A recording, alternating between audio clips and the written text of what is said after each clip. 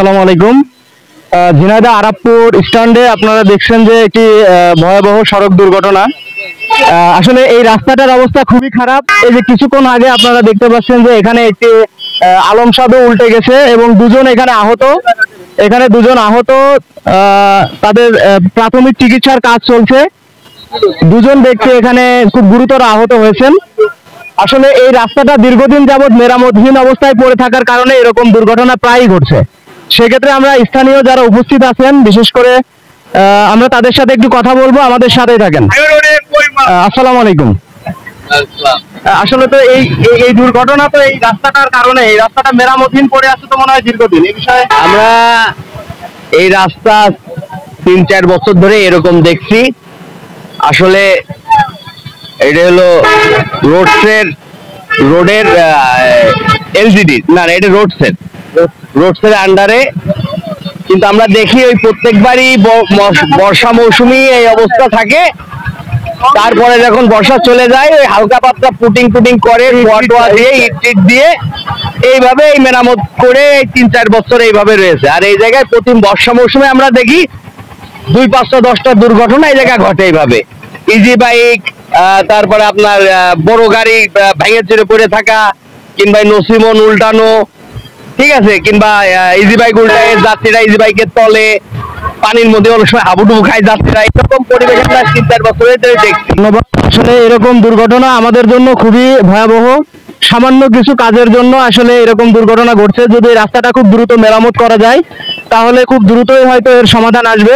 সেক্ষেত্রে ঝিনাইদহ সড়ক বিভাগ এবং জেলা প্রশাসনের দৃষ্টি আকর্ষণ করছি।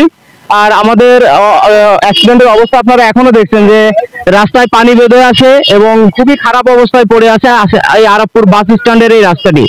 সেক্ষেত্রে এলাকাবাসী সবাই চাচ্ছেন যে রাস্তাটি খুব সুন্দরভাবে মেরামত হোক, কিন্তু বারবার আশ্বাস প্রশ্বাসে সামান্য ইট খোয়া দিয়ে মেরামত করা হলেও আজ অবধি এর কোনো কার্যকরী পদক্ষেপ গ্রহণ করা হয়নি।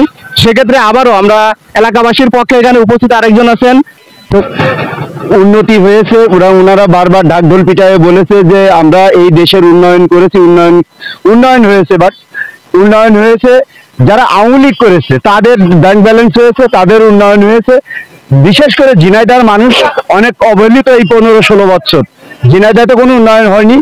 আমাদের প্রিয় নেতা মরহুম মশিউর রহমানের নেতৃত্বে যখন উনি বেঁচে ছিলেন, যখন বিএনপি সরকার ক্ষমতায় ছিল, ঝিনাইদহতে দেখেছেন আপনারা বিগত দিনে ব্যাপক উন্নয়ন সাধিত হয়েছে।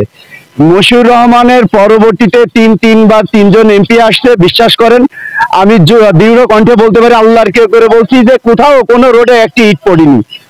ওনারা কোনো জায়গায় ঝিনাইদহর উন্নয়ন করেনি, বরং ওনারা সংসদে দাঁড়িয়ে একটা কথা বলেছিলেন যে আমরা আর কি করবো, যা করার আমাদের মশিউর রহমান ভাই সব ঝিনাইদহ করে গেছে, আমাদের আর কিছু করা লাগবে না। তাইলে এইবার বোঝেন ঝিনাইদহর বাস্তবতায় যদি জাতীয়তাবাদী দল যদি ভালো জায়গায় থাকে, ঝিনাইদহর মানুষ ভালো জায়গায় থাকবে, ঝিনাইদহর উন্নয়ন হবে। তো আগামী দিনে আমরা চাইবো ধানের শীষের পক্ষে থেকে ঝিনাইদহবাসীর উন্নয়নের সুযোগ করে দিবেন, সেই আশাবাদ ব্যক্ত করে আমি আমার কথা শেষ করছি। আসসালামু আলাইকুম। ঠিক আছে, দুইজন অলরেডি আহত। আমরা চাই খুব দ্রুত এই জিনিসটা, আরাপপুরের লোক বাসিন্দার জোর দাবি সুন্দরভাবে এই জিনিসটা নির্দিষ্ট সমাধান হতে। এটাই, ধন্যবাদ। আসলে আমরা একটি তাৎক্ষণিক একটি সড়ক দুর্ঘটনার সাক্ষী হয়ে এমন একটি পরিস্থিতিতে দাঁড়িয়ে আছি যে জায়গাটাতে আরেকবার দেখাচ্ছি আপনাদেরকে যে এই আরাপপুরের এই স্থান আপনারা আরেকবার দেখেন, যেখানে বিগত দিনে কোনো উদ্যোগ নেওয়া হয়নি এবং উদ্যোগ নিলেও এই সামান্য ইট পাথর দিয়ে শেষ করা হয়েছে।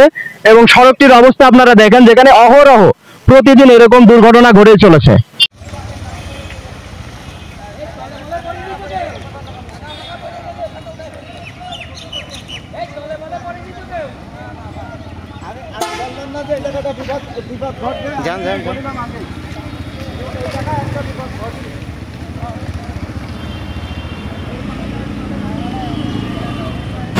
Mohammad Asaduzzaman, Bangladesh mail 24, Arappur bus stand, Jhenaidah.